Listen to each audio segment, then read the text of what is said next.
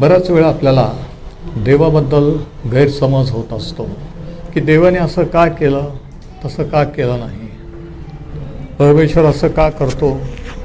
उदाहरणार्थ एखादी व्यक्ती जी देवापासून दूर असते, पापात जीवन जगत असते आणि आपल्याला असं वाटतं की देवाने अशा व्यक्तीला कशाला निवडलं, कसं काय निवडलं.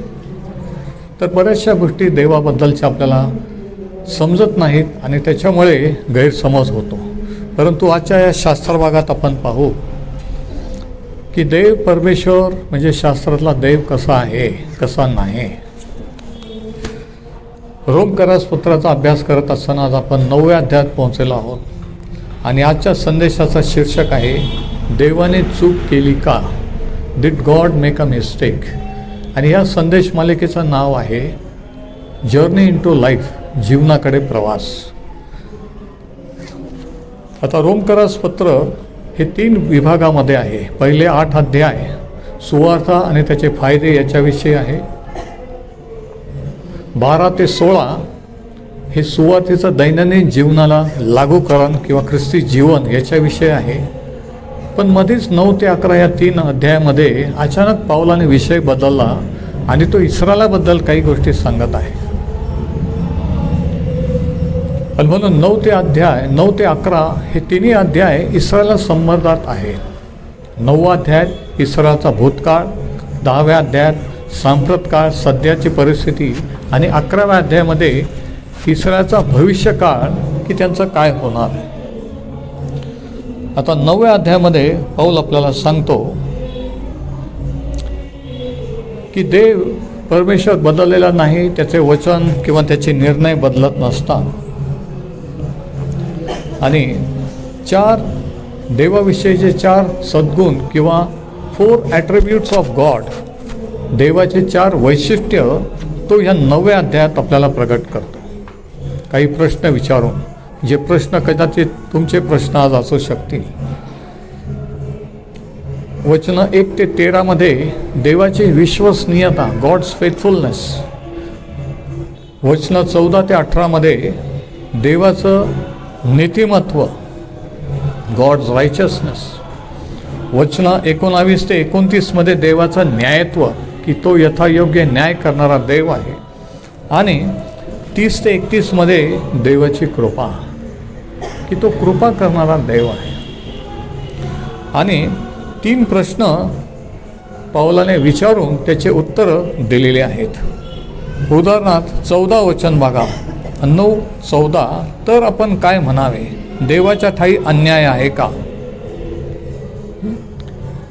देवाने असं का केलं, तसं करायला पाहिजे. देवाच्या ठाई अन्याय आहे का, पहिला प्रश्न. दुसरा प्रश्न 19व्या वचनामध्ये आपल्याला आढळतो, तर मग तो का दोष लावतो, त्याच्या संकल्पाला कोण आड घेतो. परमेश्वर दोष का लावतो, शिक्षा का देतो. आणि तिसरा प्रश्न 30व्या वचनामध्ये आढळतो, तर मग आपण काय म्हणावे. म्हणजे कोणत्या निष्कर्षाला आपण येऊ शकतो की देवाचे निर्णय, देवाचे मार्ग हे असं का आहे. तर पहिला पॉईंट, पहिली गोष्ट देवाची विश्वसनीयता. वचन 1 ते 13 मध्ये. आता वचन 1 ते 5 मध्ये पौलाला त्याच्या लोकांविषयी किती कळवळ आहे याविषयी तो सांगतो. मी ख्रिस्तामध्ये सत्य बोलतो, असत्य बोलत नाही. माझे मनही पवित्र आत्म्यामध्ये माझ्याबरोबर साक्ष देते की माझ्या अंतःकरणात मोठा खेद व अखंड वेदना आहे. आणि ह्या खेद वेदना कशासाठी. वचन 3, कारण माझे बंधुजन म्हणजे देह संबंधाने माझे गोत्रच म्हणजे इस्रायली, त्याचे कारण पौल हा यहुदी इस्रायली होता. तो म्हणतो माझे गोत्रज यांच्यासाठी मी स्वतः ख्रिस्तापासून उत्सृष्ट किंवा शापित व्हावे अशी इच्छा करावीशी वाटते. त्याला ही जाणीव झाली की त्याला जर प्रभू येशूने निवडलं नसतं तर तो देखील त्यांच्यासारखा ख्रिस्तविरोधी कट्टरपंथीय झाला असता. आणि म्हणून तो म्हणतो मला जे सत्य कळलंय देवाविषयी, माझे नातेवाईक, माझे लोक यांचा नाश होऊ नये म्हणून माझ्या अंतःकरणात खेद आहे, दुःख आहे. जरा विचार करा, तुमचे लोक, तुमच्या कुटुंबातले, घराण्यातले, ज्यांचं अजून तारण झालेलं नाही, देवाकडे आलेले नाही, त्यांच्याबद्दल तुम्हाला खेद, दुःख किंवा ओझं आहे का? पावलाला होतं. नसलं तर असलं पाहिजे की मला देव कळला, माझं तारण हा प्रभू त्यांचं आत्म्याचा नाश होऊ देऊ नको. आणि मग 4 आणि 5 वचनात तो काय लिहितो बघा, की त्यांचे कोणते फायदे किंवा कोणत्या दृष्टीने कोणते सौभाग्य इस्रायल राष्ट्राला, इस्रायल लोकांना मिळालेले आहे. ते स्पेशल इतर लोकांवर, इतर देशांपेक्षा का आहे? वचनं 4 आणि 5, ते इस्रायली आहेत, त्यांना दत्तकपणा, ईश्वरी तेज, करार, मतदार, शास्त्रदान किंवा शास्त्रलेख, उपासना व वचनं ही आहेत. म्हणजे तो म्हणतो त्यांनी देवाचं गौरव, तेज पाहिलं, देवाने त्यांच्याशी करार केला, त्यांना दत्तक होण्याचा अधिकार दिला, त्यांना शास्त्र दिलं, शास्त्रलेख, संदेष्टे दिले. महान पूर्वजही त्यांचे आहेत, अब्राहम, इसाक, याकोब, व त्यांच्यापासून देह संबंधाने ख्रिस्तही आहे. त्यांच्यातूनच तो म्हणतो इस्रायलाचा तारणारा जगात आलेला आहे. तो सर्वावर आहे, युगानुयुग धन्यवादी देव. आता हे सर्व असताना, हे सर्व सौभाग्य त्यांना मिळालेले असताना, देवाचे निवडलेले लोक असताना, ते कसं काय देवावर अविश्वास दाखवू शकतात? ते कसे इतके बंडखोरीने वागू शकतात? ते कसे देवापासून दूर जाऊ शकतात? हा प्रश्न आहे. मग जर ते दूर जाऊ शकतात, मग देव त्यांना कसं हँडल करतो किंवा त्यांचं काय करेल? म्हणजे एवढे सर्व आशीर्वाद, एवढे सर्व सौभाग्य असून सुद्धा इस्रायल फेल्ड, इस्रायल लोक हे पराभूत झाले, ते देवापासून दूर गेले. त्यांनी त्यांच्या मसीहाला नाकारलं, त्याला वधस्तंभावर दिला. पण पावलाला हा वाद घालायचा आहे की ते देवाचे निवडलेले लोक असे वागले म्हणून देवाचं वचन फेल गेलं का किंवा जाऊ शकतं का? देवाने जे अभिवचन दिलं की त्याचे लोक तो निवडून घेईल आणि त्यांना त्याचं वचन, त्याचे संदेश ते पाठविणे, त्या लोकातून त्याचा पुत्र जगात पाठविल, हे जे वचन आहे तो म्हणतो ते तसे वागले म्हणून देवाचं वचन फेल गेलं का? तुम्ही आणि मी हे असं वागतो म्हणून देवाने दिलेले वचनं फेल जातात का? देव कमी पडतो का? नाही, तुम्ही आणि मी कमी पडत असतो, हे पावलाला म्हणायचं आहे. आणि कोणत्या आधारे देवाने त्यांना निवडलेलं होतं हे पण तो सांगतो. वचनं 6 ते 8 मध्ये, 6 ते 10 मध्ये, देवाचे वचन व्यर्थ झाले असे नाही, कारण इस्रायलाची संतती सर्व इस्रायल नाहीत, आणि जे अब्रामाचे संतान आहेत ते सर्व त्याची मुले बाळे आहेत असं नाही. म्हणजे नैसर्गिकरित्या अब्रामाचे जे संतान आहेत, तो म्हणतो ते सगळे देवाचे निवडलेले नाही आहेत. किती विशेष आहे ना? आज इस्रायल लोकांना, आज इतर लोकांना त्यांच्या जातीचा, धर्माचा अभिमान आहे, आणि यांनाही होता, एकेकाळी पावलालाही होता.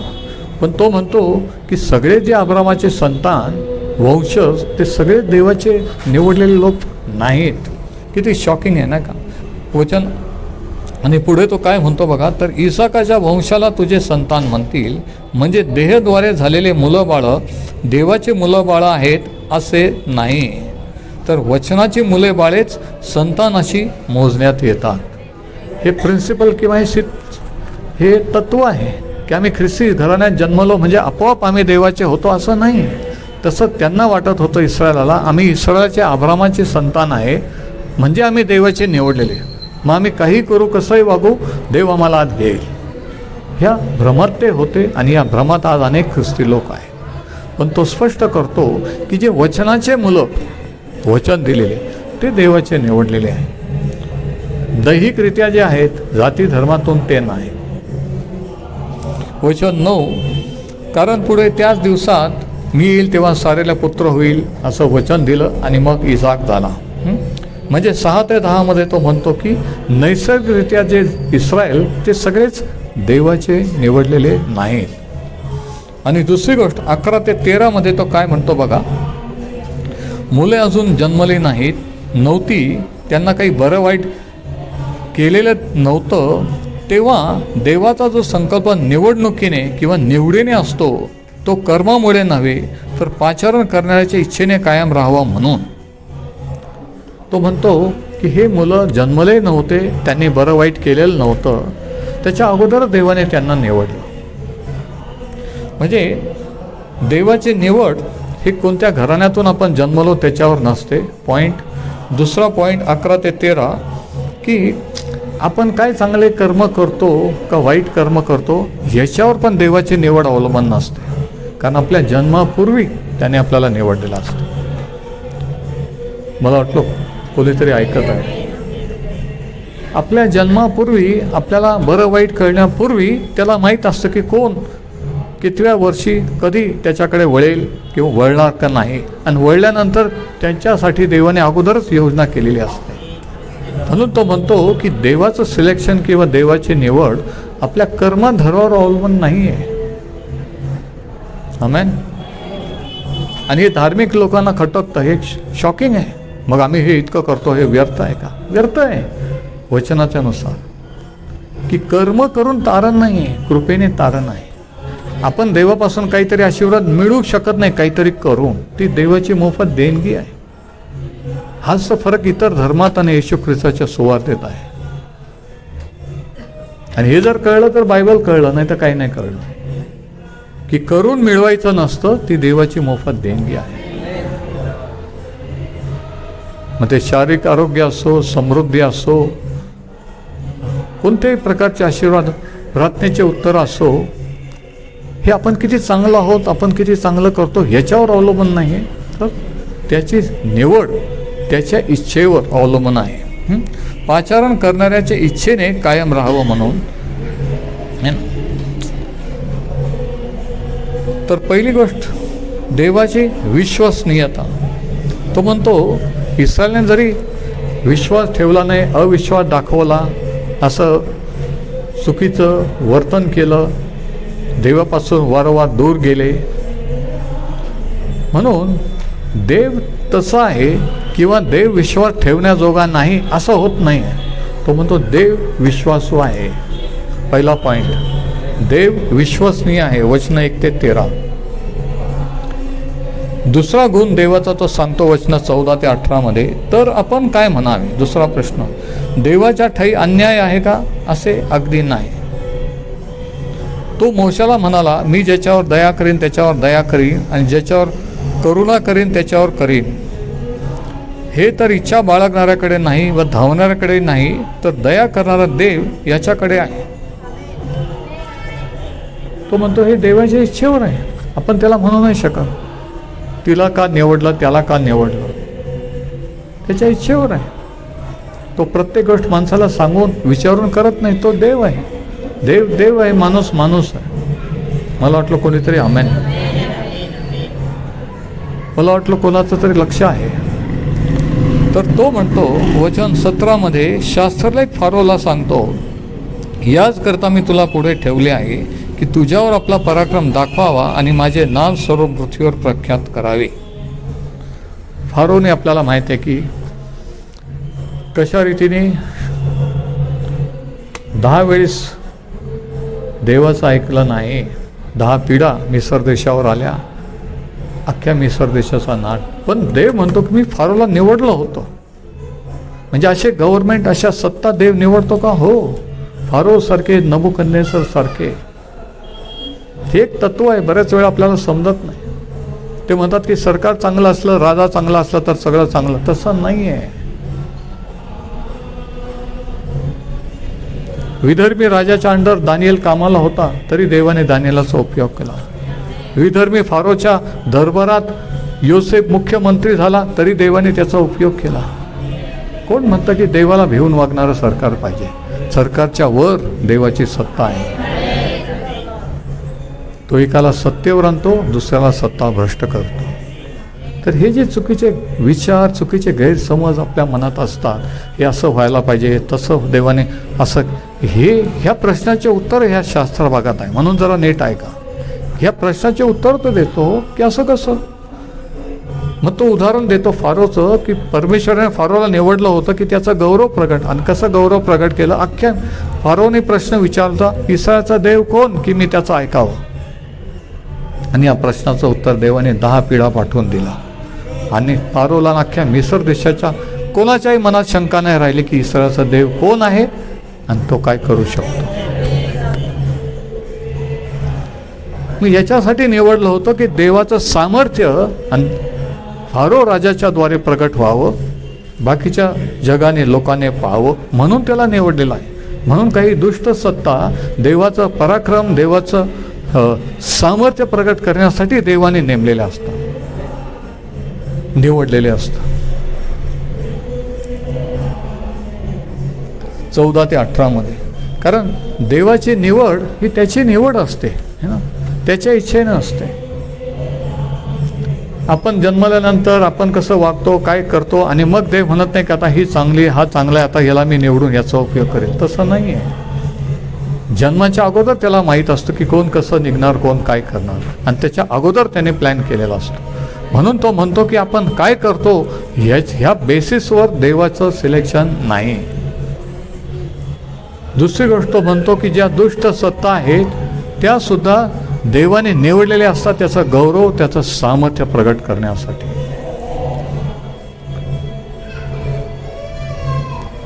म्हणून निवड ही देवाच्या इच्छेने आहे, माणसाच्या इच्छेने नाही.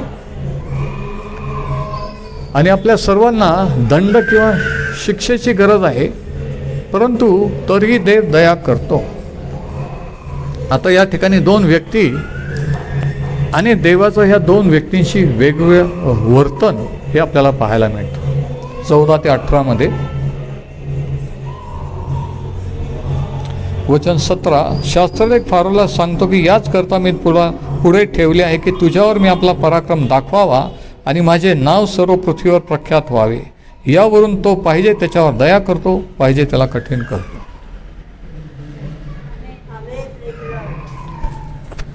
म्हणजे हा पॉइंट पाऊल क्लिअर करत आहे की देवाची निवड, देवाचे प्लॅन, देवाच्या योजना या त्याला माहीत असतात तो काय करतो. आणि प्रत्येक गोष्टीचा तो खुलासा माणसाला करतोच असं नाही आहे. मला समजल्यावरच मी विश्वास ठेवील. मी म्हणतो समजलं तर विश्वासाची गरज काय? विश्वास समजत नाही म्हणून विश्वास ठेवायचा असतो. तर 2 प्रकारचे लोक. मोशे यहुदी होता, फारो हा विदेशी विधर्मी होता, मिस्री. मोशेला देवाने इस्रायलला फारोच्या दास्यगृहातून मुक्त करण्यासाठी निवडलेलं होतं आणि फारोला देवाचं सामर्थ्य मिस्र देशाला प्रकट करण्यासाठी निवडलेलं होतं. मोसे हा त्यावेळेस गुलाम होता फारोचा, पण फारो त्या काळातलं इजिप्त किंवा मिस्र देश त्या काळातलं सुपर पॉवर होतं, महासत्ता, जागतिक महासत्ता, वर्ल्ड एम्पायर. आणि तरी देवाने मोशावर दया केली, त्याच्यावर कृपा दाखवली आणि फारोला मिस्र देशाला शिक्षा केली. पण या सर्वामध्ये देवाचा कंट्रोल अशा सत्तांवर, राजांवर आहे हे दिसून येतं. आणि दुसरी गोष्ट ही की देवाचं सामर्थ्य प्रगट झाल्यानंतर सुद्धा फारोने पश्चाताप केला नाही. आता 10 पिढा पाठवल्या, शेवटची पिढा जी होती ज्येष्ठ पुत्रांचं मरण, 10च्या ऐवजी देवाने शेवटची एकच पिढा पाठवली असती तरी सगळं संपलं असतं, नाही का? किती जण ऐकत आहेत. पण 10 पिढा एक एक टप्प्याटप्प्याने का? ही फारो राजाला संधी होती अजूनही विचार करून इस्रायलच्या देवाकडे वळण्याची आणि मोशेचं ऐकून इस्रायल लोकांना जाऊ देण्याची, पण त्याने ऐकलं नाही. परमेश्वर एकदम शिक्षा देत नाही, न्याय करीत नाही. आधी ॲक्सिडेंट होतो, अटॅक येतो, आधी काहीतरी प्रॉब्लेम होतो. टप्प्याटप्प्याने माणसाने विचार करायचा की मी जर देवाची निवडलेली आहे, मी जर आहे, असं का होतं, असं का झालं? लोक बोलता बोलता मरण पावतात आणि कोणी मरता मरता वाचतात. देवाने मला जीवन ठेवलं, कशासाठी जीवन हा विचार करा. म्हणजे ही ऑपॉर्च्युनिटी किंवा संधी असते. आणि फारोला ही संधी होती. त्या 9 पिढ्या आल्या त्यावेळेस की अजूनही विचार करून देवाचं ऐकण्याचं, मोशाचं ऐकण्याचं, पण त्याने ऐकलं नाही. प्रत्येक पिढा, प्रत्येक प्रॉब्लेम तुम्हाला आणि मला ही संधी असते देवाकडे वळायचं की नाही. पण प्रत्येक पिढा आल्यानंतर मोशेला तो बोलून घेत होता, माझ्यासाठी प्रार्थना करा, ही पिढा टळली जाऊ दे.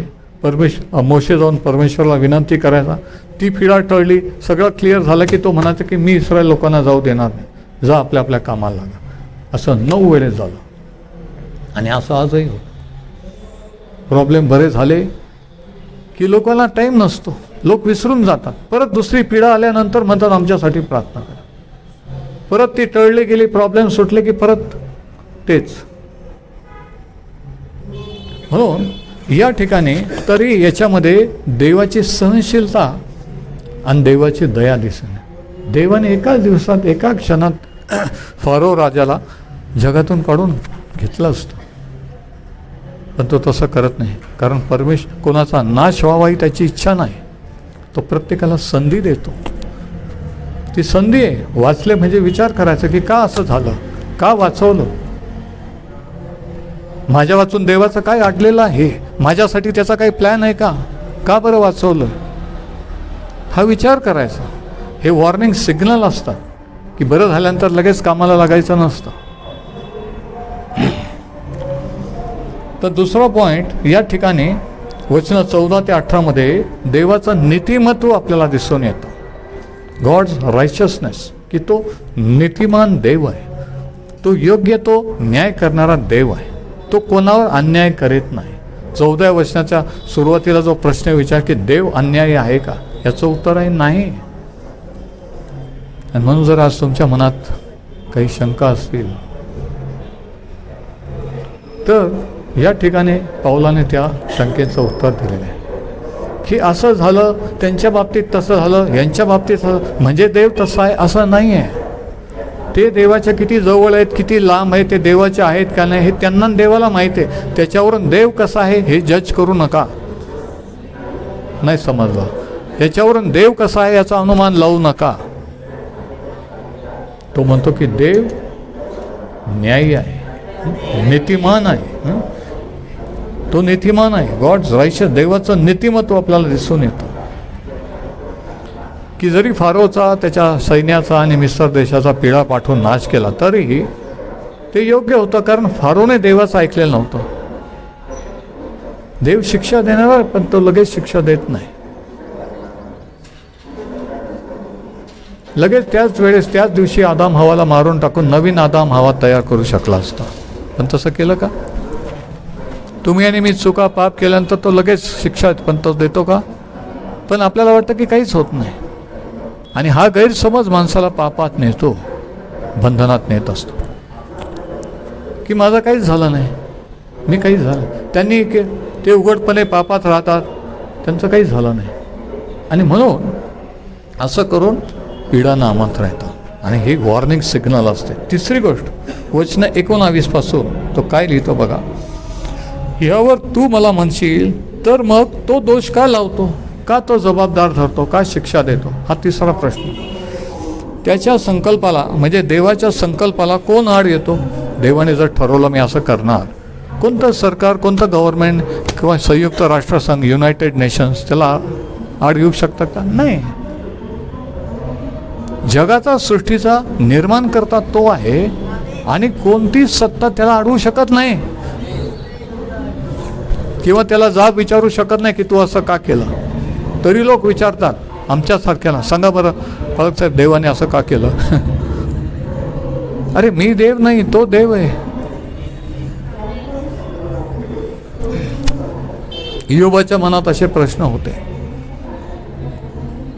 आणि शास्त्रात आपण वाचतो की परमेश्वर म्हणतो की तो सर्वच प्रश्नांची उत्तर देत नाही, म्हणून तू त्याच्याशी का वाद घालतोस? आपण मानव आहोत, देव नाही आहे. आपली बुद्धी मर्यादित, लिमिटेड आहे.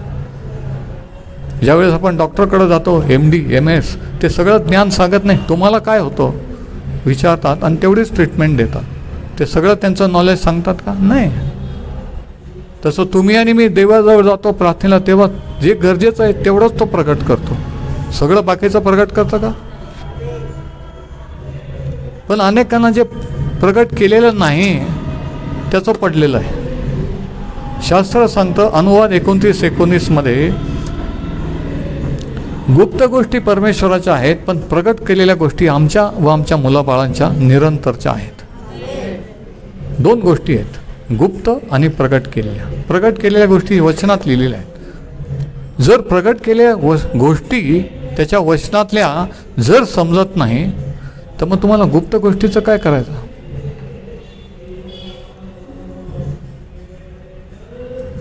जर प्रगट केलेलं वचन ते जर ऐकलं, ते जर समजलं तर गुप्त गोष्टी तो प्रगट करेल. कोणाला तरी समजत आहे, कोणीतरी ऐकतंय. हे मानवा, वचन 20, जो तू देवाला उलटून बोलतोस तो तू कोण आहेस? घडलेली वस्तू घडणाऱ्याला तू मला असे काय केले असे म्हणेल का? पण म्हणतात. एकाच गोळ्याचे एक पात्र उत्तम कामासाठी व हलक्या कामासाठी करावे असे कुंभाराला मातीवर अधिकार नाही का? आता तिसरं देवाचा गुण किंवा देवाचं वैशिष्ट्य तो सांगत आहे की देव विश्वासू आहे, देव नीतिमान आहे, आणि या ठिकाणी तो सांगतो की देव यथायोग्य न्याय करणार आहे. गॉड्स जस्टिस, की तो अन्याय करत नाही. कधी कधी वाटतं की अन्याय झालेला आहे, देवाने असं का केलं, पण आपल्याला त्याचं उत्तर माहीत नसतं. बरेच वेळेस मला आश्चर्य वाटतं की ज्यावेळेस काही दुःखद घटना घडतात आणि अशा वेळेस लोक एकमेकांना दुःखनेतांचे सांत्वन करतात, मृत नातेवाईकांचे, आणि स्वतःचं ओपिनियन किंवा मत व्यक्त करतात. पण तो मृत्यू, ते मरण का झालं ह्याचं कारण फक्त देवाला माहीत असतं. जीवन मरण त्याच्या हातात. आणि म्हणून आपल्याला जर माहीत नाही तर आपण देवाच्या वतीने मत व्यक्त करू नये. आपण देवाचे प्रवक्ते होऊ नये. योबाच्या बाबतीत तसं झालं. योबाची ट्रॅजेडी तुम्हाला माहिती आहे. योग 3 मित्र जवळचे आले, तिघांनी 3 वेगवेगळे ओपिनियन सांगितले, त्यांचे मतं व्यक्त करा. आणि तो म्हणतो की तुम्ही सर्व व्यर्थ सांत्वन करणारे आहात. तर कधी कधी सांत्वन आपल्याला वाटतं आपण खूप शहाणपणाचं, खूप प्रेमाचं, पण ते चुकीचं असतं. अशा वेळेस शांत राहायचं असतं. चुकीचं मत देऊन देवाविषयी गैरसमज निर्माण करण्यापेक्षा शांत राहायचं. आपल्याला सगळं माहीत आहे, देवाच्या मनात काय चाललं, त्याचे प्लॅन काय, असं दाखवायचं नसतं. माहीत नाही तर कबूल करायचं मला माहीत नाही, माहीत नाही तर शांत बसायचं. तर तो म्हणतो की तू हे मानवा, म्हणजे तू मानव असताना देवाला उलटून बोलतोस तू कोण आहेस? नंतर 21व्या वचनात तो कुंभाराची उपमा देतो की कुंभार जसं मडकं घडतो, त्याच्या हातात तो मातीचा गोळा आहे. तो पाहिजे तसा आकार करेल, नीट नाही झाला तर तो कॅन्सल करून परत नवीन तयार करेल. त्याला कोण म्हणणार? तसं तो म्हणतो की देव मानवजातीचा देव आहे. त्याने इस्रायलाला का निवडलं, बाकीच्या राष्ट्रांना का नाकारला? इस्रायलालाच का त्याचे संदेष्टे पाठवले? इस्रायलालाच का स्वतःचं प्रगटीकरण दिला? इस्रायलातूनच येशू ख्रिस्ताला का जगात पाठवलं? तो म्हणतो ह्या प्रश्नाची उत्तरं देव आपल्याला द्यायला बांधलेला नाही आहे, पण जे उत्तरं दिलेले, प्रगट केलेलं आहे ते आपण जाणून घ्यायचं आहे. प्रगट केलेल्या गोष्टी आमच्या व आमच्या मुलाबाळांच्या निरंतरच्या आहेत. नाही, पण सांगा बरं, देवाने इस्रायलला का निवडलं? मला माहीत नाही. तो देव आहे, निवड त्याच्या इच्छेने आहे.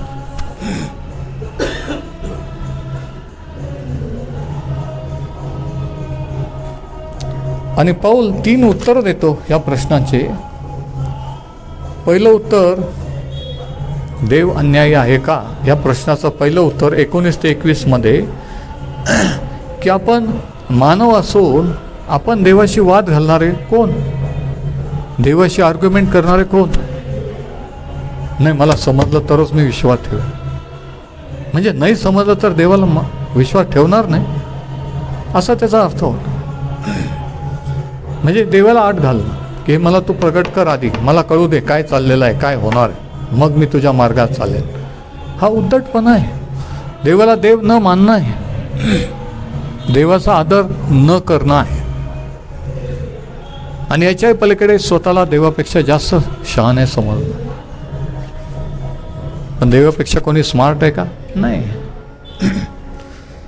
म्हणून पहिलं उत्तर तर की आपण देवाशी वाद घालणारे कोण.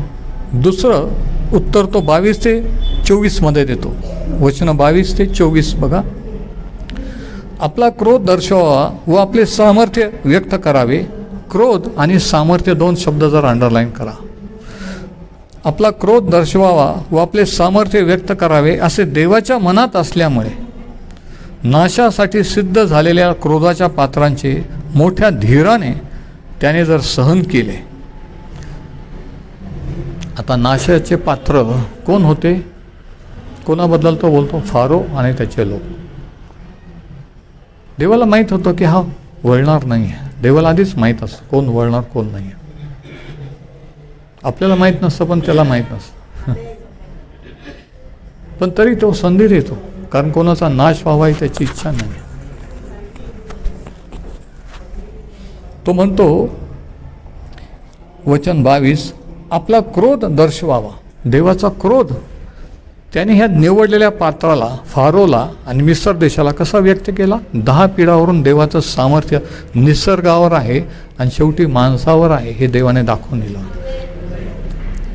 की देव तुम्ही नाही, देव मी आहे. इस्रायलचं देव कोण आहे आणि काय करू शकतो हे देवाने दाखवून दिलं.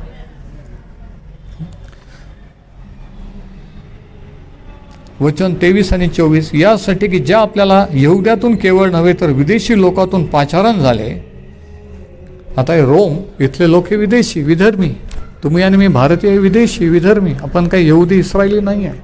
शास्त्राच्या देवाच्या दृष्टीने आपण विदेशी आहोत. किती जणांना समजतं? किती जण अजूनही माझं ऐकत आहेत? तर तो म्हणतो ज्या आपल्याला यहुद्यातून केवळ नव्हे तर विदेशी लोकातून पाचारण झाले त्यांच्याविषयी, म्हणजे त्याने पूर्वी गौरव करण्यासाठी सिद्ध केलेल्या दयेच्या पात्राविषयी आपल्या गौरवाची विपुलता कळवावी. दयेच्या पात्राविषयी 22 मध्ये सांगितले क्रोधांच्या पात्रांचे आणि 23-24 मध्ये काय? दयेच्या पात्राविषयी. 2 शब्द अंडरलाईन करा. आणि इकडे बघा, म्हणजे जे देवाचं ऐकणार नाहीत, मानणार नाहीत, तरी देव दयाघन आहे म्हणून त्यांना पश्चातापाची संधी देतो, पण त्यांना शिक्षा करतो. पण दया करण्यासाठी सुद्धा देवाने त्याचे लोक निवडलेले आहे, जसे मोसे आणि इस्रायल. आणि हे सर्व तो म्हणतो त्याचं सिलेक्शन आहे. आपल्या मेरिटवर, आपल्या क्रेडिटवर नाही आहे, हे त्याच्या इच्छेवर आहे. आपण कोणत्या घराण्यातून, किती शिकलेले, किती श्रीमंत, कोणताच क्रायटेरिया नाही आहे. ही त्याची इच्छा आणि त्याची निवड आहे. किती विशेष आहे का? जर क्रायटेरिया लावला असतं तर अमुकच जाती धर्मातून पाहिजे, इतकेच शिकलेले पाहिजे. समजतंय का मी काय म्हणतो ते? इतकेच हे पाहिजे तर मी आत घेईल. पण कोणताच क्रायटेरिया नाही आहे. मला वाटलं सर्व चर्च प्रेज द लॉर्ड म्हणे. ह्याने जर तुम्ही खुश होत नसाल तर मला नाही माहीत तुम्ही कशाने खुश व्हाल. हे जर कळत नसलं तर मला नाही वाटतं तुम्ही शास्त्र वाचणारे असाल. की देवाच्या निवडीच्या सिलेक्शनचा कोणताही क्रायटेरिया नाही. आपण कसे आहोत, कोणत्या घराण्यात जन्मलो आहोत, विषयच नाही आहे. त्याच्या सिलेक्शनवर आहे. आणि तुम्हाला माहिती आहे की त्यांनी एकदा निवडलं तर जगात, पृथ्वीवर कोणीही तुमचं नाव कॅन्सल करू शकत नाही. तुमचं नाव जर स्वर्गीय पुस्तकात लिहिलं तर ते पृथ्वीवरचं कोणीही कॅन्सल करू शकत नाही. हे पाऊल त्यांना सांगतो. म्हणजे दुसरी गोष्ट, तो पहिलं तो म्हणतो की देवाशी वाद घालणारे आपण कोण? आपण मानव आहोत, देवाशी वाद घालू नये. दुसरी गोष्ट तो म्हणतो की देवाचे स्वतःचे संकल्प आणि योजना असतात. त्याने काहीतरी त्याच्या मनात ठरवलेलं असतं म्हणून तो काही गोष्टी करतो, होऊ देतो, पण सगळंच आपल्याला सांगत नाही. आणि तिथं आपला विश्वास डगमगतो. किती जण ऐकत आहे? मला समजलं तरच विश्वास. आजपासून हे बोलणं सोडून द्या. सगळं समजणार नाही, मलाही समजलेलं नाही, पण जे आवश्यक आहे समजायला ते आपल्याला तो प्रकट करतो. जे अर्जंट आहे आजच्यासाठी आहे, आमची रोजची भाकर आम्हाच दे. रोजची, आठवड्याची, महिन्याची नाही, रोजची.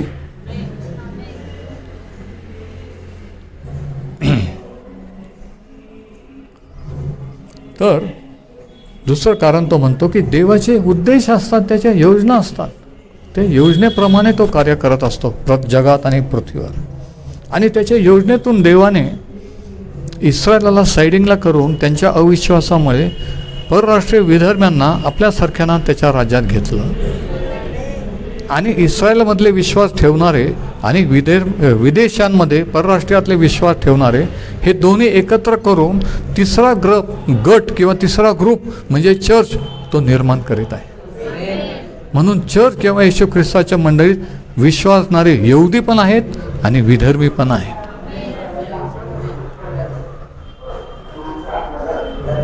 जगामध्ये 3 प्रकारचे लोक आहेत स्वर्गातून देव जेव्हा पाहतो.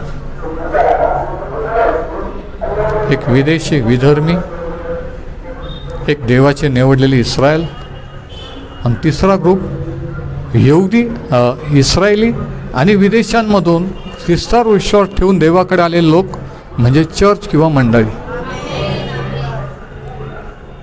3 types of people on earth. पृथ्वीवर 3 प्रकारचे लोक, विदेशी, यहुदी आणि चर्च किंवा मंडळी, की ज्याच्यात दोन्ही आहेत, यहुदी पण आहेत, विदेशी पण आहेत.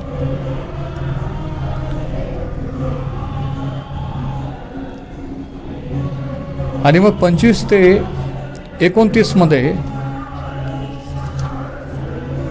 तो काय सांगतो की हे जे देवाने केलं किंवा हे जे देव करतो हे अचानक काहीतरी त्याच्या मनात येताना करतो असं नाही. त्याचे संकल्प, त्याने जे काय करायचं हे ठरवलेलं असतं, कळवलेलं असतं. तुम्हाला माहीत आहे का? आता नीट ऐका मी काय म्हणणार आहे ते. आणि हे जर कळलं तर आजचा मेसेज कळला. देवाला प्रत्येक गोष्टीचं माणसाला पृथ्वीवर तो काय करणार सांगायची गरज नाही आहे, पण तो कळवतो आणि मग तो ते करतो. उदाहरणार्थ, आता नीट ऐका हा पॉईंट, आणि हे प्रगटीकरण आहे. सदोम गमोराचा नाश करायचा होता त्यावेळेस परमेश्वर म्हटला, मी ही जी गोष्ट करणार आहे ही अब्रामापासून लपवू काय, असं परमेश्वर म्हणला. आणि त्याने प्रगट केलं अब्रामाला की असं असं करणार आहे. का? जलप्रलय येणार आहे, नाश करणार आहे, हे नोहाला प्रगट केलं. पृथ्वीवर जगात काही करण्या अगोदर देव त्याच्या निवडलेल्या लोकांना प्रगट करतो, कळवतो. पॉइंट असा आहे का? नीट ऐका. कारण ज्यावेळेस देवाने मानव निर्माण केला त्यावेळेस त्याला पृथ्वीवर सत्ता गाजवण्याचा अधिकार, चालवण्याचा अधिकार दिला. पृथ्वीची सत्ता त्याला दिली, पृथ्वी त्याच्या हवाले केली की तू पृथ्वीचा मॅनेजर हो. देव मालक आहे, आदाम हवा पृथ्वीचे मॅनेजर आहे. किती त्यांना समजतं आहे. मग पृथ्वीवर जे काही करायचं आहे, आदाम जर पृथ्वीचा मॅनेजर आहे, त्याच्या हातात जर सत्ता दिलेली आहे तर त्याला सांगितलंच पाहिजे. आणि म्हणून देव माणसाला कळवल्याशिवाय पृथ्वीवर काही करत नाही. आपोआप काहीच होत नाही. त्याच्या संदेष्टांना त्याच्या लोकांना प्रगट करतो आणि मग ती गोष्ट करतो. कारण जर न कळवता पृथ्वीवर देवाने हस्तक्षेप केला जगात, तर देव त्याच्या वचनाविरुद्ध आहे असं होतं. की मानवाला जर देवाची पृथ्वीची सत्ता दिली आणि देवाने इंटरफिअर करून डायरेक्टली जर काही केलं तर तो त्याच्या वचनाविरुद्ध वागला असं होतं. किती जणांना समजतंय? पण देव त्याच्या वचनाविरुद्ध वागत नाही.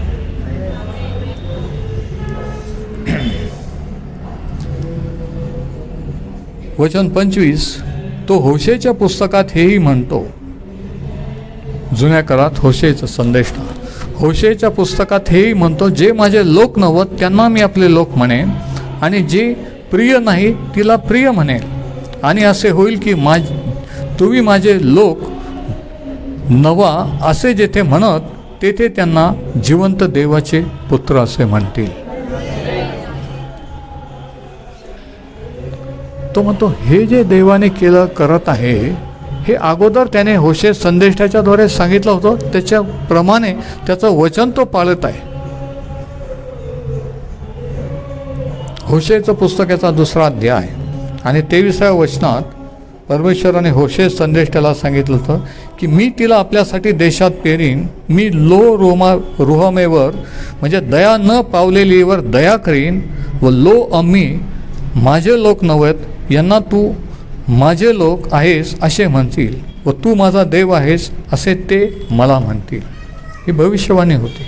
म्हणून त्याने विदेशांवर कृपा केली, विदेशांना आत घेतला.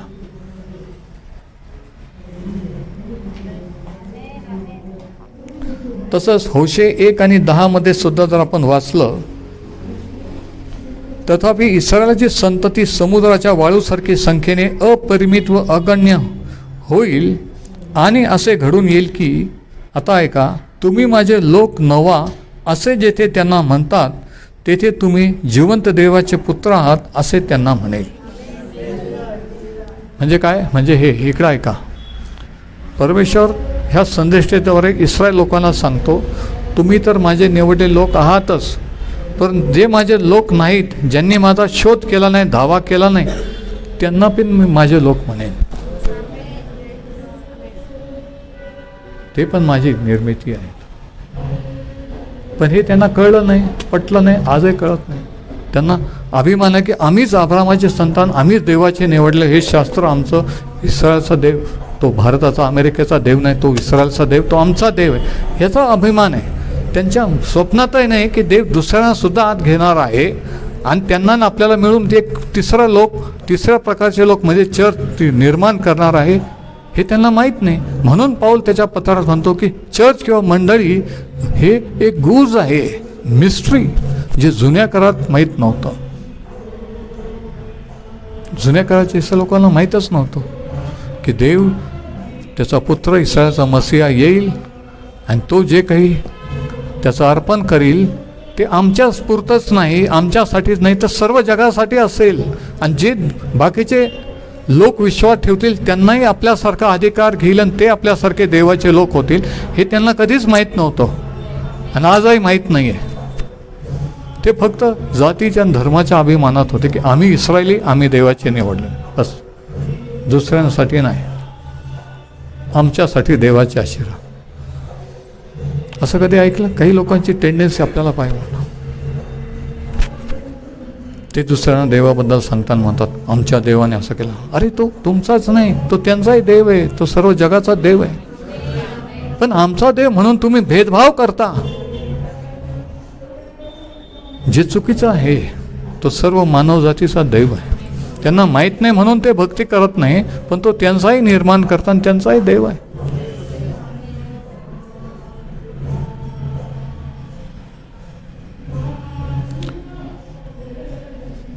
तर ही जी भविष्यवाणी होती ही पूर्ण करावी म्हणून तो म्हणतो की देव यथायोग्य न्याय करणारा आहे, दया करणारा आहे.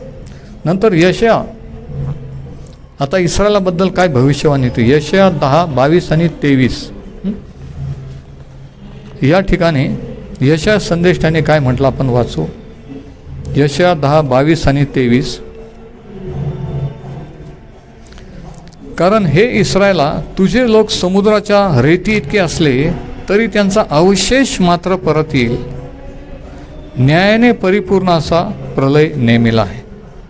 तुझे लोक जरी असंख्य असले, इकडे ऐका, तरी सगळेच नाही, त्याच्यातला अवशेष, रेमनंट, ते माझ्याकडे परत येतील. म्हणजे परमेश्वर म्हणतो की सगळेच इस्रायली जातीने धर्माने सगळेच माझ्याकडे वळतील असे नाही, त्यांच्यातला अवशेष माझ्याकडे वळेल, ते खऱ्या मनाने माझी भक्ती करतील. नाही समजला कोणाला तरी समजते. देवाची स्तुती असो. वचन 23, कारण प्रभू परमेश्वर सेनाधीश परमेश्वर सर्व देशभर नेमलेला प्रलय आणत आहे. म्हणजे या ठिकाणी भविष्यवाणी होती की सगळे जरी इस्रायल आहेत तरी सगळे देवाचे नाही आहेत. जे विश्वासाने पश्चाताप करू त्याच्याकडे येथील परमेश्वर म्हणतो ते माझे लोक. म्हणून देवाचं सिलेक्शन जातीवर, धर्मावर, घराण्यावर अवलंबून नाही. हे त्याच्या योजनेवर, त्याच्या इच्छेवर आणि त्याच्या संकल्पावर अवलंबून आहे. आपण नाही म्हणू शकत तिला का निवडलं, तिथं अशी होती, त्याला का निवडलं, तो असा होता. नाही, सिलेक्शन त्याने केले, तुम्ही नाही, कोणत्या चर्चनी, पालकांनी नाही, देवाने केलेलं आहे. आणि देवाने जर निवडलं आणि आत घेतलं तर मग आपण देवाशी वाद घालणारे कोण? मग आपण मोदळ्या पुत्राचे मोठे भाऊ की मी एवढ्या वर्ष तुझ्याबरोबर राहिलो, माझ्यासाठी पार्टी नाही, आणि त्याच्यासाठी एवढी मोठी पार्टी. तो लायक नाही घरात राहण्याच्या, आशीर्वादाचा मुलगा म्हणण्याच्या, त्याला आत घेतलं. आणि मी एवढ्या वर्ष असून माझं काय? तो म्हणतो की बाळा, जे माझं आहे ते सर्व तुझंच आहे. पण त्याच्या डोक्यात कधीच गेलं नाही, आपल्याही डोक्यात जात नाही. आपल्याला राग येतो की पापी लोकांना देव बरं का करतो, ते तर देवाचं नाव घेत नाही, ते तर इतर देवांची भक्ती करतात, ते का मुक्त होतात, आणि आम्ही एवढं प्रार्थना करतो, चर्चला जातो, आम्हाला का मिळत नाही? तो म्हणतो जे माझं आहे ते सगळं तुझं आहे. तू केव्हाही म्हणू शकला असता की मला माझ्या मित्रांसोबत पार्टी करायची, हे करायची, केली असते, पण तू म्हटलाच नाही. तर ही ॲटिट्यूड, हा दृष्टिकोन कधी कधी देवाबद्दल गैरसमज झाल्यामुळे आपल्या मनात येऊ शकतो. त्यांच्या प्रार्थनेचं का उत्तर दिलं, माझा का नाही, एवढ्या लवकर कसं काय, मी एवढ्या दिवसापासून उपास प्रार्थना कर. म्हणजे उधळ्या पुत्राचे मोठे भाऊ असे बोलतात, आणि बहिणी सुद्धा. हालेलुया. तर यशया 10:22 आणि 23 तो म्हणतो की अवशेष परत येईल. आणि यशया 1 आणि 9 मध्ये परमेश्वर काय म्हणतो बघा, काय भविष्यवाणी केली. आता हे महत्त्वाचं आहे, कारण इथून पुढे आपण जुन्या करारातल्या काही पुस्तकांचा अभ्यास करणार आहोत, कारण ते देवाचं वचन आहे. म्हणून जरा भविष्यवाण्या, जुन्या करार कुठं काय हे जरा चेक करायला नीट लक्ष द्यायला शिका, म्हणजे बॅकग्राऊंड तयार होईल, है ना, फाउंडेशन तयार होईल. 1:9 यशया 1:9 सेनाधीश परमेश्वराने आमच्यासाठी यत्किंचित शेष राखून ठेवले नसते तर आम्ही सदोमासारखे झालो असतो, गमोऱ्याप्रमाणे बनलो असतो, सगळेच नष्ट झालो असतो. पण तो म्हणतो की देवाने अवशेष काही निवडलेले राखून ठेवले म्हणून आम्ही सगळेच नष्ट झालो नाही. समजलं? ते अवशेष जे राखून ठेवलेले ते खरे देवाचे लोक, जे जातीने धर्माने इसरले ते नाही. समजतं का? जे खऱ्या मनाने त्याच्याकडे वळलेले ते अवशेष. तो म्हणतो त्यांच्यामुळे आम्ही वाचलो. ते ओरिजिनल, ते खऱ्या मनाने भक्ती करणारे आम्ही डुप्लिकेट, आम्ही फेक, आम्ही फक्त अभिमान बाळगला, आम्ही अब्रामाची संतान. पण ते खरे विश्वासार्ह, त्यांच्यामुळे देवाने सदोम गोमोराचा नाश केला, तसा आमचा केला नाही. प्रत्येक फॅमिलीत, प्रत्येक घराण्यात एक असतो किंवा 2 व्यक्ती असतात, ते अवशेष निवडलेले, त्यांच्यामुळे त्या कुटुंबाला, घराण्याला आशीर्वाद मिळत असतो. तो अवशेष. सगळेच ख्रिश्चन असतात, सगळेच धार्मिक असतात, चर्चला जाणार, पण त्यांच्यामध्ये पण अवशेष असतो की जे खऱ्या मनाने देवाचे निवडलेले असतात. हे नेहमी ध्यानात ठेवायचं. हे प्रिन्सिपल आहे, हे तत्व आहे.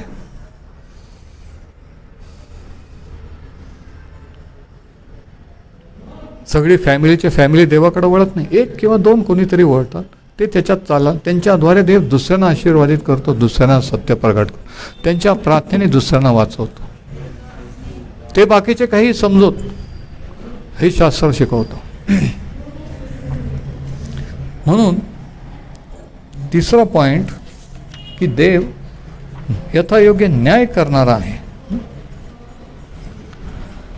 म्हणून तो म्हणतो देवाने जी निवड इस्रायलाची केली की ते अब्रामाची संतान आहेत म्हणून नाही, जे त्या इस्रायलामधले विश्वास ठेवून देवाकडे वळले ते त्याने निवडलेले.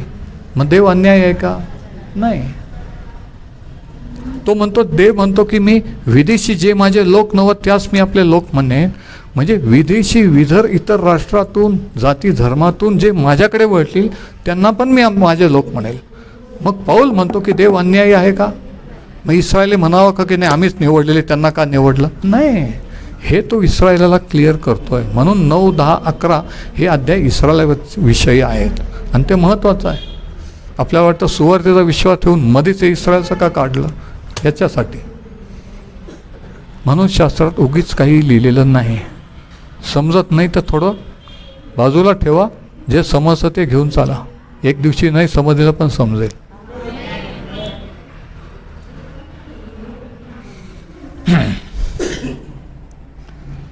म्हणून तो म्हणतो की देव काहीचं तारण करतो, काहींना वाचवतो, काहींना शिक्षा देतो. म्हणून तो अन्यायी आहे असं नाही आहे. तो त्याचं वचन पाळणार आहे. त्याने जे भविष्यवाणी केल्या होत्या त्या पाळणारा देव आहे म्हणून त्याने तसं केलं. इस्रायलने त्याला नाकारलं, त्याची इच्छा नाकारली म्हणून देवाच्या संकल्प किंवा योजना फेल केल्या असं नाही आहे. तो म्हणतो एखाद्याने अविश्वास दाखवला म्हणजे देवाची योजना फेल जाते असं नाही. आणि देवाची स्तुती असो की देवाचे संकल्प आणि देवाची योजना तुमच्या आणि माझ्या भरोशावर नाही आहे. कशा प्रकारच्या लोकांच्या भरोश्यावर तो स्वर्गात गेला. कोणी कधी काही बोलतोय पेत्रासारखं, कोणी काय करतंय. त्यांना निवडलं, त्यांना सांगितलं पवित्र होता तुम्ही माझ्या साक्ष व्हा. एखाद्याला वाटलं असं काय स्टँडिंग आहे, काय क्वालिफिकेशन, काय कोणता क्रायटेरिया त्याने लावला, कसं काय निवडलं? चांगले चांगले शिकलेले सुशिक्षित धार्मिक लोक नव्हते का? हां, सॉफिस्टिकेटेड पॉश लोक नव्हते का? देवाच्या योजना संकल्प वेगळे असतात. देवाचं सिलेक्शन माणसासारखं. माणूस बाह्यरूप पाहतो, परमेश्वर अंतःकरण पाहतो. हे नेहमी ध्यानात ठेवायचं. म्हणून तो म्हणतो की इस्रायल राष्ट्राने देवाचं ऐकलं नाही, अविश्वास धरला, दाखवला, फेल गेले. म्हणून देवाची योजना फेल नाही गेलेली. त्या इस्रायलामध्ये तो म्हणतो अजूनही अवशेष आहेत जे खरे इस्रायल, खरे अब्रामाचे वचनाचे संतान आहेत, खरे देवाचे लोक आहेत. समजतंय ना? त्यांच्याद्वारे देव त्याच्या योजना संकल्प पृथ्वीवर जगात सिद्धीस नेतोय.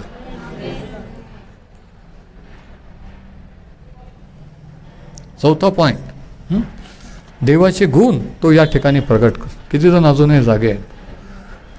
वचन 1 ते 13. पहिलं देवाचं वैशिष्ट्य की देव विश्वसनीय आहे, विश्वास ठेवण्याजोगा आहे, भरोसा ठेवण्याजोगा आहे. पहिला पॉईंट. दुसरी गोष्ट देवाचं नीतिमत्व की देव नीतिमान आहे, तो अनितीने अन्यायाने वागत नाही. वचन 14 ते 18.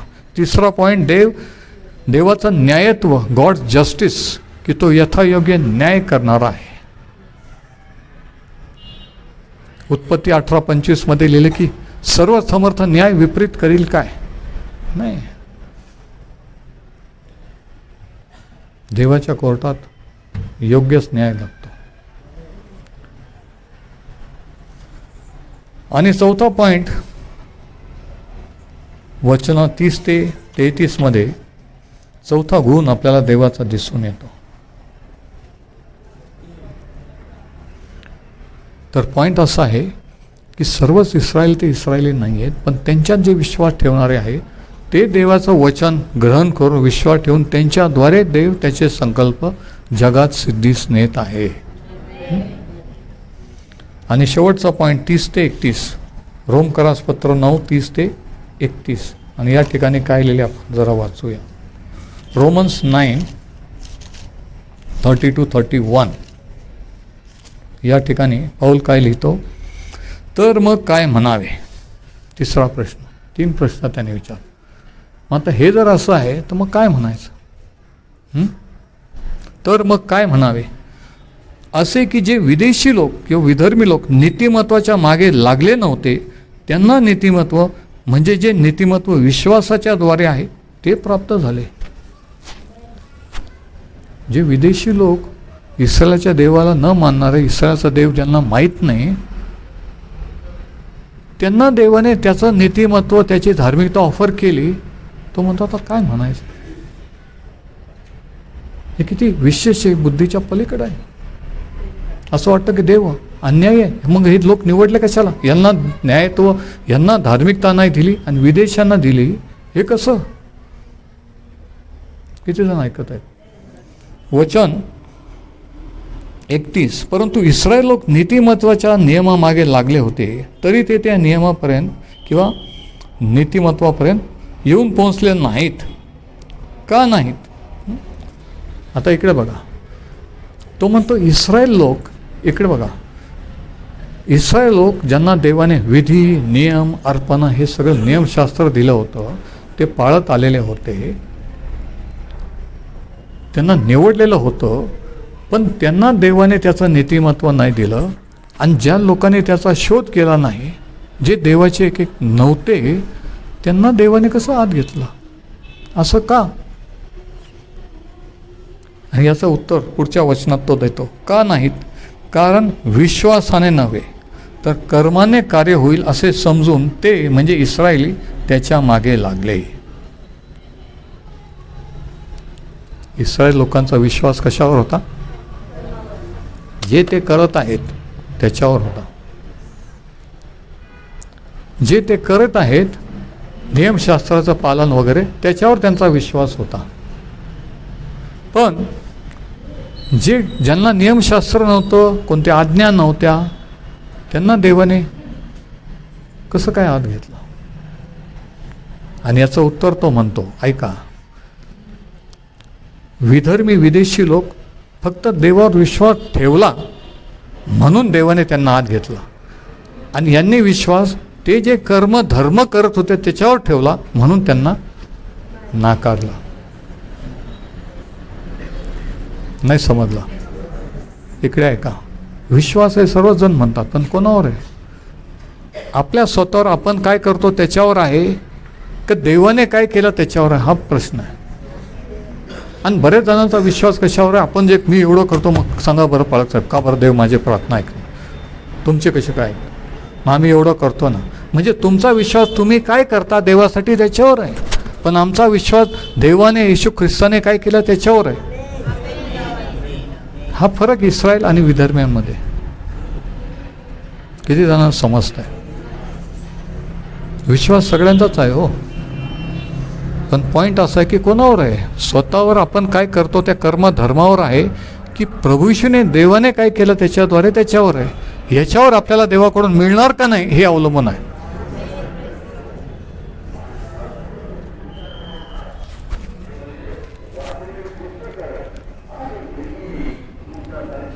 मग तो म्हणतो त्यांना ठेस लागण्याच्या धोंड्याची ठेस लागली. असा शास्त्रलेख आहे की पहा, मी सियोनात ठेस लागण्याचा धोंडा वाढ करण्याचा खडक ठेवतो, त्याच्यावर जो विश्वास ठेवील तो फजित होणार नाही. ठेस लागण्याचा धोंडा ख्रिस्त परमेश्वर माझा खडक आहे. जुन्या काळातील शास्त्रलेख आहे. यशया 28:16, स्तोत्र 118:22 की परमेश्वर हा खडक, प्रभू येशू ख्रिस्त हा खडक. पण त्यांना ते ठेस लागले, ते अडखळले. त्यांच्या गावात जन्माला, त्यांनी त्याला पाहिलं, लाईव्ह उपदेश ऐकले, तरी ते विचार तू देवाचा पुत्र असेल तर आम्हाला सांग. आता हे काय विचार नाही का. चमत्कार पाहू, उपदेश ऐकू, तो सांगतो की मी स्वर्गात, तरी पण म्हणायचं की किती वेळ तू आम्हाला संभ्रमात ठेवतोस. ठेच लागले, अडखळले. म्हणून जगाच्या ज्ञानाने त्याला ओळखता येत नाही. ते इतके शिकलेले आहेत म्हणजे त्यांना आपोआप कळत नाही. कळत एखाद्या अंगठ्यावाल्या आडाने माणसाला कळल, पण जे शिक्षणातून देवाला जाणून घेण्यात प्रयत्न करतात त्यांना देव कळणार नाही. हे वरून दिलेलं प्रगटीकरण असतं. हे जेव्हा विश्वास ठेवतं तेव्हा देव प्रगट करतो. इथं विश्वास असल्यावर इथं समजतं. आमेन. आधी मला समजल मग मी विश्वास, तसं नसतं. ते उलटं आहे. विश्वासाने ग्रहण करायचं की प्रभू मला माहीत नाही, पण तू मला शिकव, तू मला प्रगट कर, तू मला हे समजू दे, मग ते समजतं. ठेच लागण्याचा धोंडा होता. तो धोंडा इकडे बघा, ठेच लागून ते पडले, विश्वास नाही ठेवला. पण ज्या धोंड्यावर विदेशाने विधर्म्याने तुमच्या आमच्यासारख्याने विश्वास ठेवला, काय झालं? त्यांचं तारण झालं. जो त्याच्यावर विश्वास ठेवतो तो फजित होणार नाही. म्हणून तो म्हणतो की इस्रायल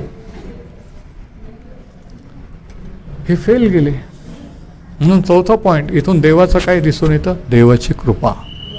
कृपा म्हणजे आपल्याला जे लायक नाही ते देवाने आपल्याला देणं. दया म्हणजे जे द्यायला पाहिजे ते आपल्याला न देणं.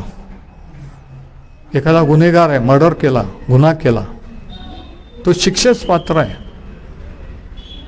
पण त्याची शिक्षा जर कॅन्सल झाली म्हणजे त्याच्यावर दया झाली. जे मिळायला पाहिजे ते नाही मिळालं म्हणजे दया. किती जणांना समजते? पण कृपा म्हणजे ज्याच्यासाठी आपण लायक नाही तरी देवाने आपल्याला देणं. म्हणून देव दयाळू पण आहे, कृपाळू पण आहे. जशास तसं आपल्याशी वागत नाही म्हणजे तो दयाळू आहे. आणि ज्याच्यासाठी आपण लायक नाही, तारणाच्या, प्रार्थनेच्या, उत्तराच्या, कृपेच्या, तरी तो आपल्याला देतो, करतो. ही त्याची कृपा आहे. म्हणून चौथा जो गुण पाऊल सांगतो 30 ते 33 मध्ये की देवाची कृपा. तो म्हणतो ज्याच्यावर दया करेन त्याच्यावर दया करेन, ज्याच्यावर कृपा करेन तो कृपा करणार आहे. तू कृपा का बरं केली ते म्हटले.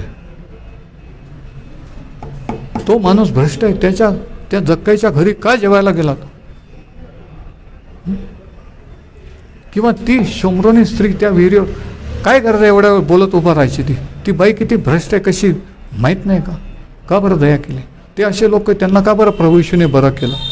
पापी असून सुद्धा त्यांना सांगितलं जा तुझी क्षमा झाली. हे त्यांना कधीच कळलं नाही की तो कृपा करायला आलेला आहे. आणि म्हणून धार्मिक कट्टरपंथीयांना आजही कळत नाही की देव कृपा करणार आहे. त्यांना वाटतं की कृपा करू नये. तसं त्यांना वाटायचं की तिला धोंडमार करून मारून टाका, तिला रेड हँड पकडलेली आहे, कशाला म्हणायचं तर तुझी क्षमा झालेली आहे, असं त्यांना वाटलं. म्हणजे धार्मिक माइंडसेट जो असतो ना, रिलिजियस माइंडसेट, किती जणांना समजतं मी काय बोलतो? रिलिजियस माइंडसेट, धार्मिक विचारसरणी कशी असती की आम्ही इतरांपेक्षा धार्मिक आहे, आम्हाला मिळायला पाहिजे, त्यांना नाही. अशा लोकांना कृपा नाही समजत.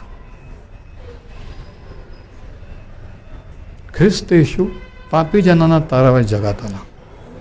तो म्हणतो मी धार्मिकच नाही, पापी जनांना ताराव्या. आणि ते म्हणले पापी जनांना कशाला क्षमा करायची, पापी जनांना कशाला बरं करायचं? सांगा आता. मग हे जेव्हा आपल्याला कळतं तेव्हा आपल्याला कृपा समजायला लागते की लायक ते तर नाहीच, पण आपण जरी धार्मिक समजतो तरी आपणही नाही आहे. सर्वांनी पाप केलं, देवाच्या गौरवाला अंतरलेले आहे.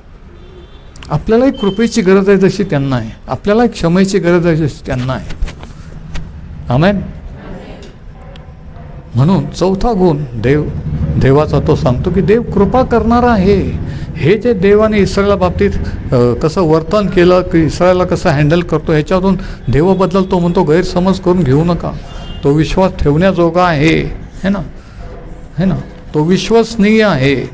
He is faithful. तो नीतिमान आहे.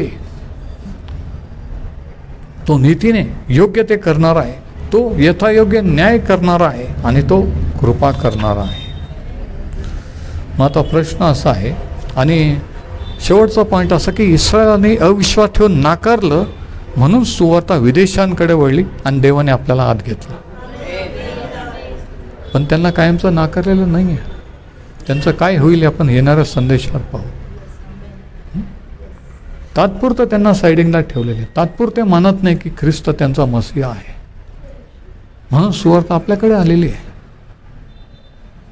पण देव त्यांना टाकून देईल, शिक्षा करील की काय करील हे पुढच्या अध्यायामध्ये तोच सांगतो. म्हणून प्रश्न असा आहे की आपण आपल्या कर्मावर, धर्मावर अवलंबून आहोत की देवाच्या कृपेवर अवलंबून आहोत. तारण हे कृपेने आणि विश्वासाने आहे. किती धार्मिक घराण्यात आपण जन्मलो, आपण किती काय करतो, किती चांगला करतो, ह्याच्यावर नाही आहे. तारण कृपेने आहे. इफिस 2:8 आणि 9. आणखी एक प्रश्न असा की देवाने जर मला तारणासाठी निवडलं असेल तर माझं तारण होईल. मी तुम्हाला सांगतो, कोणाचा नाश व्हावा ही देवाची इच्छा नाही. योहान 3:16 देवाने जगावर एवढी प्रीती केली की त्याला जीवन मरण त्याने आपल्या पुढे ठेवलेलं आहे. कोणी असं म्हणू नाही शकत की त्यांना निवडलेलं होतं म्हणून ते मला जर निवडलं असेल तर होईल. नाही, इच्छेवर आहे. म्हणजे सॉव्हरेन विल, देवाची इच्छा एक भाग आहे, पण माणसाची इच्छा सुद्धा आहे. देवाची इच्छा आहे कोणाचा नाश होऊ नये, पण माणसाने होऊन आत्महत्या केली तर, माणसाने होऊन नाकारलं तारण तर देव जबाबदार आहे का? नाही, माणूस जबाबदार. म्हणून सॅल्वेशन किंवा तारण देवाच्या सार्वभौमत्वावर अवलंबून आहे की तो त्याच्या इच्छेने जे पाहिजे ते करतो, पण माणसाची इच्छा सुद्धा महत्त्वाची आहे. जेव्हा आपण इच्छा करून त्याला म्हणतो की प्रभू मी तुझ्याकडे येतो, तू देव आहेस, माझा तारणार आहे, मी तुझ्यावर विश्वास ठेवतो, त्यावेळेस आपणही त्याचे लोक होतो.